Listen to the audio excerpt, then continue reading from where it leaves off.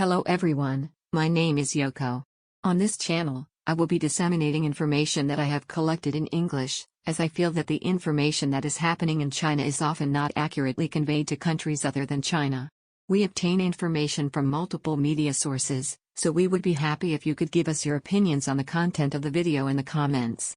Also, my native language is not English, so I use an AI speaker to create audio to convey information correctly. If you like it, please subscribe to the channel and support us. This time, I will talk about how the current Chinese economy is moving in the exact opposite direction from what the Communist Party had expected. This is not a story about the Chinese economy being in a slump, but rather a story about how the Chinese economy is going in the opposite direction to what the Communist Party wants. I would like to introduce a certain company. The company is called Shangkin Corporation in Kanji, or Shangkin for short. I don't think anyone outside of China knows the name of this company. I think this is a company that is not known to the general public. It's an investment bank.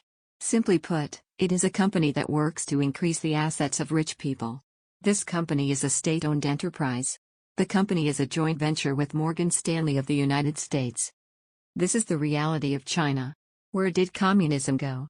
In China, there are companies that are active in increasing their assets by entrusting them with assets from the wealthy.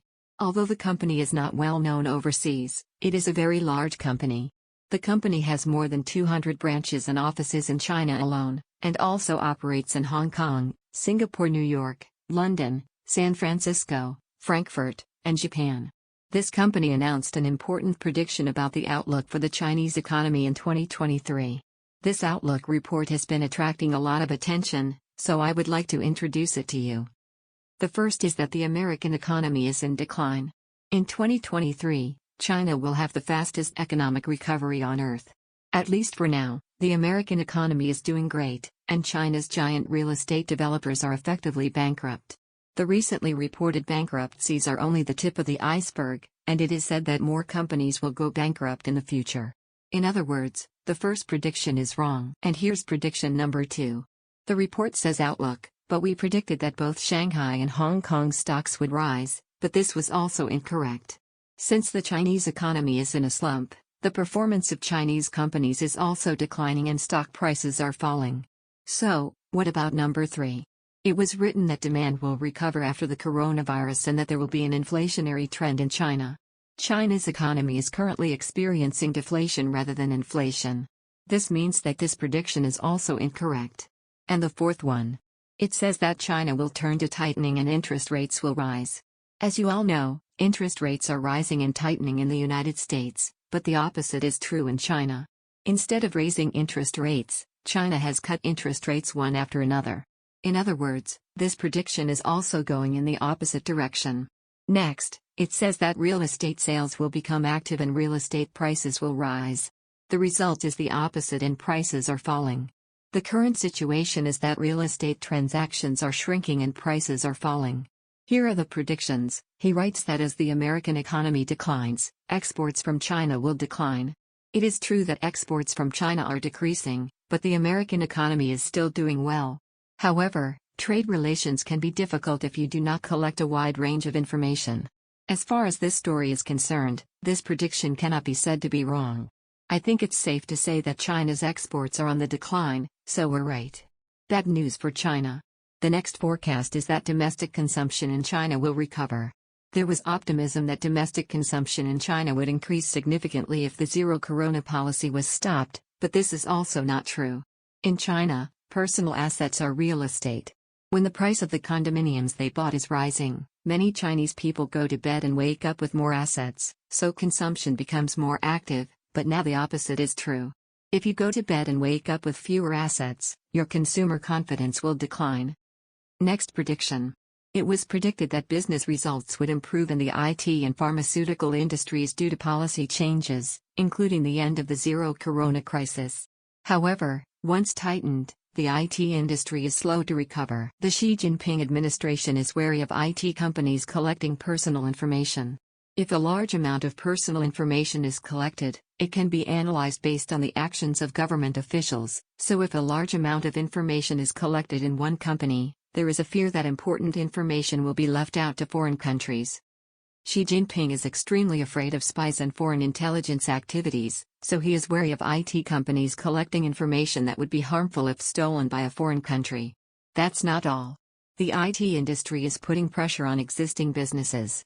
For example, the spread of payment services performed by banks on smartphones will reduce the number of credit card payments traditionally operated by Chinese banks, putting pressure on banks' profits. Big companies that have existed for a long time are the interests of the Communist Party. IT companies are privately run companies, so if a private company encroaches on the Communist Party's interests, Xi Jinping cannot ignore it. Although this is bad for the Chinese economy as a whole, the Communist Party's pressure on IT companies continues. Therefore, predictions that the IT industry will grow are wrong. It's still going on. The next prediction was that stock prices in Shanghai and Hong Kong would rise and capital would flow in from overseas. In 2022, funds were flowing out of the Chinese stock market. However, there were predictions that the economy would recover in 2023, but as you all know, the result is the opposite. Stock prices in China are sluggish. Rather than increasing the inflow of foreign capital, it is actually flowing out. And last, there were predictions that the renminbi exchange rate would rise. Currently, the renminbi continues to decline. Chinese banks, which are branches of the Communist Party of China, buy the renminbi to support it and maintain the current exchange rate. This is equivalent to China's current foreign exchange intervention. They use banks as their stooges, but China's giant banks are state-owned enterprises, so they are the Communist Party itself. To summarize, all the predictions made by Chinese investment bank Zhongjin Corporation were wrong. What was the purpose of the prediction? Zhongjin Corporation is a state-owned enterprise in China. In other words, the Chinese Communist Party itself. I think it can be said that this is an expression of the desire that China's economy should have. I have stated 10 aspirations of the Communist Party, but they are all exactly the opposite. This means that the Chinese Communist Party's policies are not working. This is not to say that the predictions of Chinese investment banks are unreliable, but rather that the communist government has set goals but has not achieved any of them. This means that once the economy begins to decline, even a dictatorship cannot stop the flow. The Chinese government can impose economic policies on its people that Japan cannot. For example, they say not to sell stocks to people who own them, or to sell at a low price if real estate prices are about to fall. Real estate prices are likely to fall, so if you restrict sales, there will be no buyers. If you sell at a low price, the trade will be completed, but if you prohibit selling, the transaction will stop. So, what will happen to China in the future? China's economy as a whole will continue to shrink. China is likely to become like North Korea. In order to recover the economy, it is necessary to allow free economic activity, but a free economy is a negative for the Communist Party. In particular, Xi Jinping is afraid of this negative impact. Private companies will encroach on the interests of the Communist Party, and money earned in China will flow overseas. A free economy would be a problem for the Xi Jinping administration, so if the Communist Party were to weaken or China's wealth would flow out, it would be better to become like North Korea. And my direction is to become a general myself. The cause of China's economic downturn is mostly Xi Jinping's policies. Unless Xi Jinping changes his mind, there will be no real recovery for the Chinese economy. That's all for now. See you next time.